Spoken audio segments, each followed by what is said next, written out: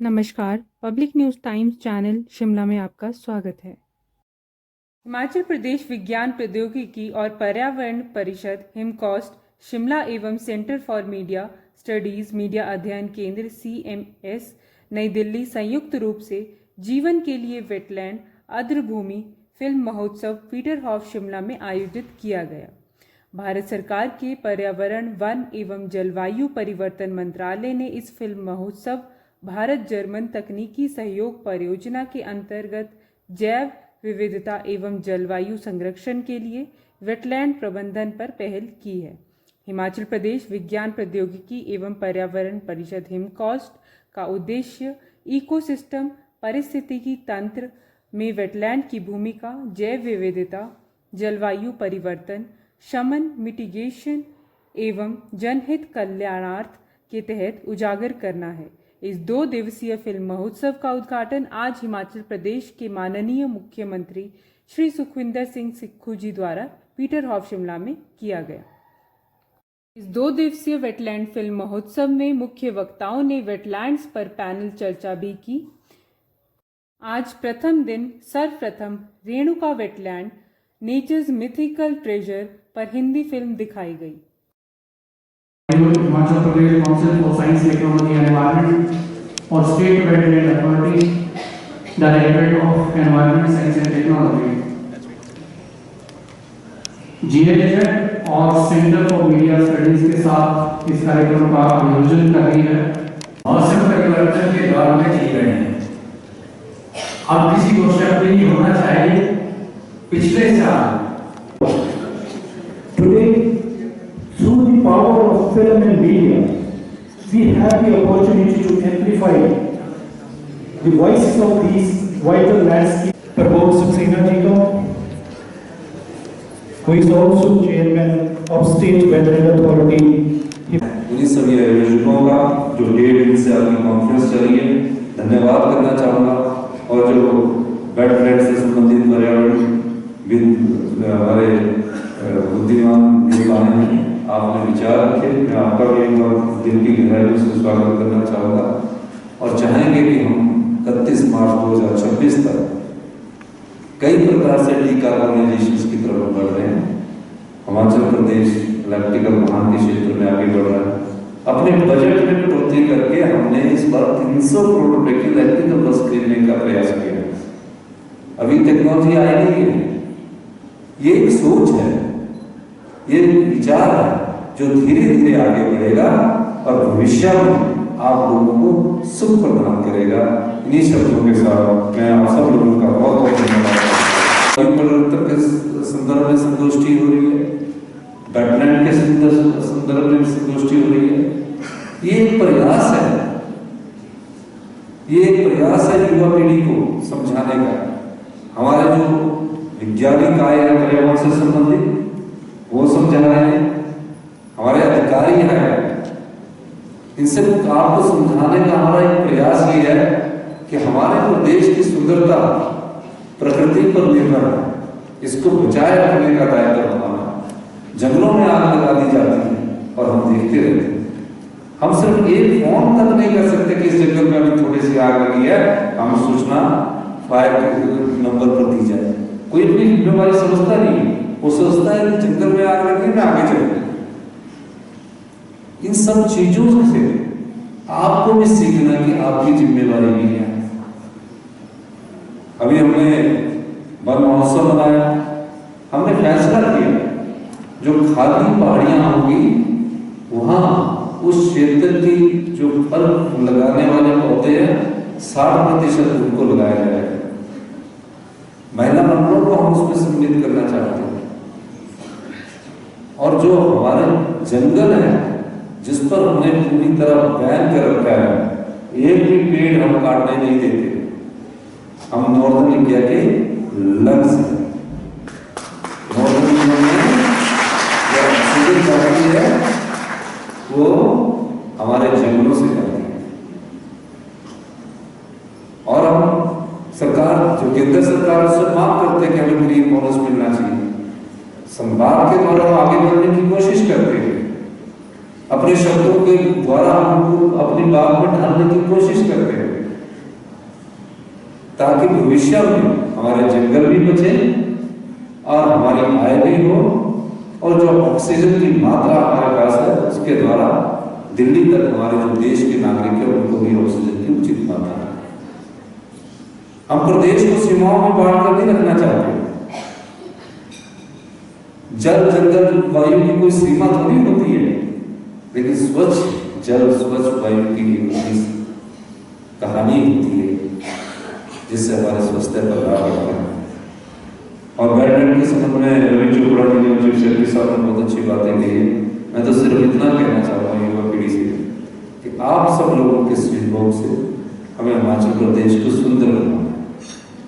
आप अभी देखते हो कि मार्गों के ऊपर हमने काफी सफाई की व्यवस्था की है।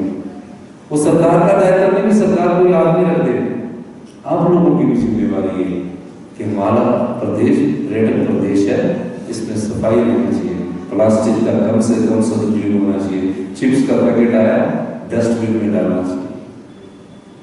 तो ये सब चीजें छोटी छोटी करके ही हम सीखते हैं। आज इस मैं भी रायपुर महानंदा में जो भाखड़ा का 20 किलोमीटर का एरिया पूरा झील है, पौंग डैम हमारी वेटलैंड है, पूरी जगह ऊपर से जब आप देखते हो तो आपको हर जगह पानी नजर आता है।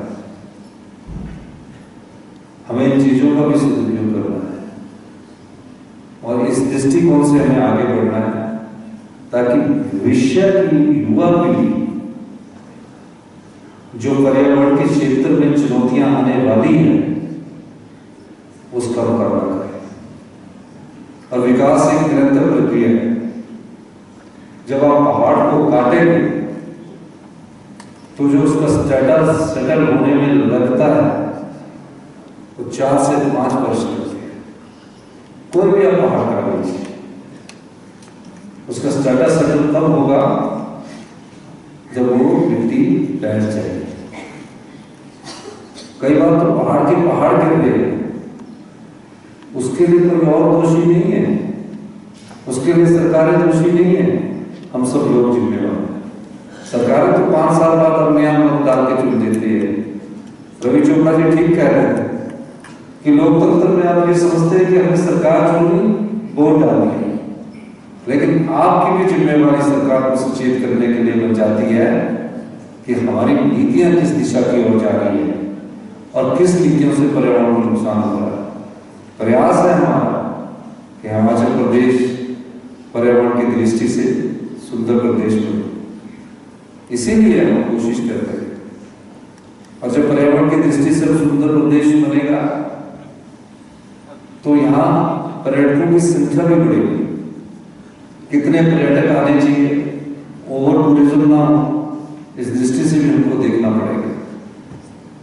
मेरा ये मानना है कि हिमाचल प्रदेश में सिर्फ 2 ही चीजों से हम आत्मनिर्भर हिमाचल की ओर बढ़ सकते हैं, रिन्यूएबल एनर्जी से, हाइड्रो पावर से और टूरिज्म सेक्टर में बहुत अधिक काम करने की जरूरत है। इसलिए हमारा ध्यान टूरिज्म सेक्टर में, लेकिन प्राकृतिक प्रेमियों को साथ लेकर हमें आगे बढ़ना पड़ेगा।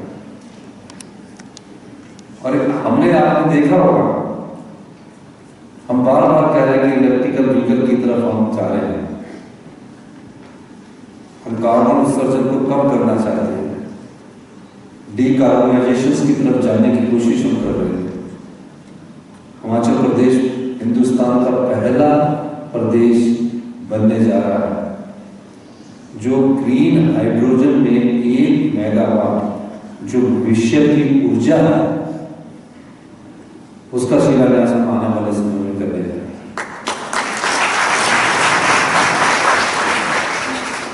ये भविष्य की ऊर्जा है। सोलर पावर प्रोजेक्ट में भी हमने काम किया। ऊना डिस्ट्रिक्ट में हिमाचल प्रदेश का सबसे बड़ा सोलर पावर प्रोजेक्ट हमने स्टार्ट किया और 4 महीने में 32 मेगावाट हम सोलर पावर प्रोजेक्ट का से हमने उत्पादन भी शुरू कर दिया। हाइड्रो, रिन्यूएबल, विंड, इस सब पर हम काम कर रहे हैं। लेकिन जब आर्थिक तंगी हो, पैसे का अभाव, तो हमें धीरे धीरे आगे बढ़ना पड़ता है। सरकार भी बजट के हिसाब से चलती है। जिस तरह परिवार में एक बजट होता है, हर महीने आपको तनख्वाह मिलती है, आपका दूध का खर्चा है, आपका बच्चों की पढ़ाई का खर्चा है, आपका कपड़ों का खर्चा है, आपका रोज सब्जी लाने का खर्चा है, उसमें सरकार भी बजट के हिसाब से चलती है। बजट को भी डिसिप्लिन करना है, फिस्कल प्रूडेंस कैसे हो उस दृष्टि से भी काम करना है। ये सब समाज से जुड़ी हुई चीजें हैं। ये कोई एक सरकार की जिम्मेवारी नहीं है। सरकारें आती है जाती है, मंत्री मुख्यमंत्री बनते हैं, आते हैं जाते हैं, लेकिन नई पीढ़ी को और युवा की पीढ़ी को अगर हम सही रास्ते से आगे बढ़ने की प्रेरणा देंगे तभी ये प्रदेश आगे बढ़ सकता है। इस प्रोग्राम के बारे में हमें जानकारी दी DC Rana, director DEST and CC cum member secretary of HIMCOSTE Shimla. ये एक 2 दिवसीय कार्यशाला है और इसमें वेटलैंड को लेके जागरूकता फैलाना मेन मकसद है। इस कार्यक्रम को हम जो जर्मन गवर्नमेंट की ऑर्गेनाइजेशन GIZ है उसके साथ और सेंटर फॉर मीडिया स्टडीज़ उसके साथ ऑर्गेनाइज कर रहे हैं। और यहाँ पे वेटलैंड और सफाई अभियान या आपदा प्रबंधन के जो अलग अलग विषय हैं उनको लेके एक फिल्म फेस्टिवल है, प्लस एक सेमिनार है जहाँ पे जो जर्नलिज्म के जो बच्चे हैं उनको फिल्म मेकिंग के बारे में भी हम एजुकेट कर रहे हैं।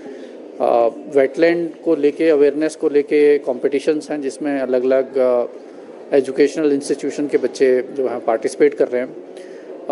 वेटलैंड्स एक इम्पॉर्टेंट इकोलॉजिकल कंपोनेंट है हमारे पर्यावरण का और उसको संरक्षित हम करें, उसके लिए लोगों को पर्यावरण संरक्षण के लिए जोड़ें, ये इसका मुख्य उद्देश्य है। पहले जनरली एक हम वेटलैंड डे सेलिब्रेट करते हैं 2 फरवरी को हर साल, जो इंटरनेशनल वेटलैंड डे है। उस कार्यक्रम में ही इस तरह के आयोजन होते थे, लेकिन वीडियोस के माध्यम से, डॉक्यूमेंट्रीज़ के माध्यम से लोगों को जागरूक किया जाए, लोगों को इस कार्यक्रम से जोड़ा जाए, ये एक पहला प्रयास है। सर, पर्यावरण की दृष्टि से देखें, क्योंकि हिमाचल के पर्यावरण का जो हमने देखा है हाल, और वेटलैंड की बात करें, बहुत बड़ा नंबर हमारे पास में यहाँ पर है जो हमारे पर्यावरण को स्पेशली इफेक्ट करता है। तो जन जागरूकता कितना ज़रूरी है और क्या डिपार्टमेंट और भी प्रयास इस तरीके से करेगा? देखिए, हम वेटलैंड कंजर्वेशन पे ऑलरेडी काम कर रहे हैं और हमारा जैसे पोंग हो गया, चंद्रताल हो गया, देन रेणुका होगी, रिवाल्सर होगी, खजियार होगी, इन पे फंड्स भी खर्च हो रहे हैं और हार्ड कंपोनेंट भी इम्प्लीमेंट हो रहे हैं। लेकिन उसके अलावा मुझे लगता है बड़ी सारी सॉफ्ट एक्टिविटीज़ की आवश्यकता है और लोगों को जब हम चलचित्रों के माध्यम से, डॉक्यूमेंट्री से दिखाते हैं तो कनेक्ट ज़्यादा आसान होता है, चीज़ें जल्दी समझ आती हैं और आदमी जल्दी उन चीज़ों पे अमल कर सकता है। तो इस तरह के प्रयास हो रहे हैं और वेटलैंड्स को इस दायरे में लाया जाए, वो सरकार का प्रयास रहेगा ताकि ज़्यादा से ज़्यादा वेटलैंड कवर हों। और हर वेटलैंड का बहुत सारे पर्पसेस हैं, जैसे हमारे वक्ताओं ने कहा कि वो आपको पीने के लिए पानी प्रोवाइड करता है, इरिगेशन के लिए प्रोवाइड करता है, बायोडाइवर्सिटी उसमें है, उसमें टूरिज़्म है आपका, और बहुत सारे लाइवलीहुड अपॉर्चुनिटीज़ हैं। तो अगर हम अपने वेटलैंड्स को प्रिजर्व करेंगे, कंजर्व करेंगे, तो नेचुरली हमारा पर्यावरण भी बचा रहेगा और हमारे आजीविका के साधन भी बचेंगे। सर, इसमें कितनी टोटल फिल्में दिखाई जाएगी और कितने भागीदार? इसमें टोटल 20 फिल्में हैं और आज कुछ दिखाई गई, कुछ कल भी दिखाई जाएंगी। और उसके बाद हमारा प्रयास रहेगा कि इस फिल्म फेस्टिवल को एक हम एनुअल अफेयर बनाएं और इसको फील्ड में अलग अलग जगह भी दिखाएं। कितने पार्टिसिपेंट भाग लेंगे? पार्टिसिपेंट्स इसमें जो फिल्मकार हैं वो हैं, बाकी जो हमारे मास जर्नलिज्म एंड कम्युनिकेशन के बच्चे हैं उन्होंने पार्टिसिपेट किया, स्कूलों के बच्चों ने पार्टिसिपेट किया, बाकी दूसरे लोग भी जो इस विषय में रुचि रखते हैं वो भी इसमें शामिल है। सो आज लगभग 400-500 पार्टिसिपेंट्स टोटल हमारे थे। सर, इस तरह की इससे क्या टूरिज्म को भी और डेफिनेटली आप पोंग डैम देखें, जो हमारा एक वेटलैंड है, तो पोंग डैम में बहुत सारी टूरिज्म रिलेटेड एक्टिविटीज़ होती हैं। इस तरह का स्कोप हमारे बहुत सारे और डैम्स में भी है, जिसमें चंबा का हमारा चंबा की जो पावर प्रोजेक्ट है चमेरा 1 है, उसमें बहुत बड़ी लेक है, भाखड़ा है, और हमारा सुन्नी में जो है लेक है। तो मतलब बहुत सारा उसका, क्योंकि पानी है तो पानी के साथ आप इरिगेशन भी कर सकते हो, ड्रिंकिंग वाटर के लिए है, उसमें फिशरीज होती हैं, उसमें टूरिज़्म होता है, तो बहुत सारी एक्टिविटीज़ उसमें होती हैं। डिजास्टर जिस तरह से हुए सर, उसको करने के लिए भी कोई सहयोग? देखिए, डिज़ास्टर होने के कई कारण हैं। एक कारण ये भी है कि हम अपने पर्यावरण को उसको नुकसान पहुंचा रहे हैं। तो अगर पर्यावरण को कंजर्व करेंगे तो नेचुरली डिज़ास्टर्स में भी कमी आ सकती है। चाय पिया जाओ। धन्यवाद। रोजाना ताज़ा खबरों के लिए जुड़े रहिए public news times channel Shimla के साथ। सभी सोशल मीडिया प्लेटफॉर्म पर हमारे चैनल को लाइक, शेयर और सब्सक्राइब करें।